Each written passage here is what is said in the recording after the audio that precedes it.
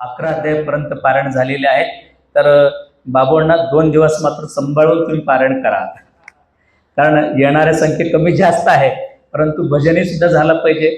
आणि परत 14 तारखेला परत बाजाला इथं लावणार आहे. बरं, डुम डुम डुम चालू आहे, म्हणून त्या गोंधळापेक्षा थोडं लवकर आपण करू 15 तारखेला. आणि 15 तारखेचे झेंडावंदन आपली देशाचं सण आहे, म्हणून त्या 15 ऑगस्ट सुद्धा आपल्याला या अनुष्ठानामध्ये साजरं करायचं आहे. त्याची सूचना उद्या आपला मांजरमकर साहेब आणि आपले 2-3 जण तुम्हाला देतात.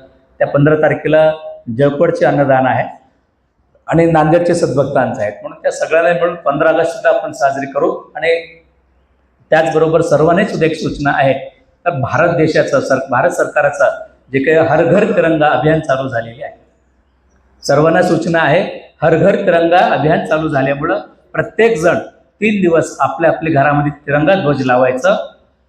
3 दिवस सकाळी सूर्योदयाला लावला, सूर्य उदय होत असताना परत ध्वज काढून ठेवायचं, म्हणजे जेणेकरून 3 दिवस हर घर तिरंगाचा अभियान सर्वांनी आपल्या घराघरापर्यंत ते अभियान राबवला पाहिजे.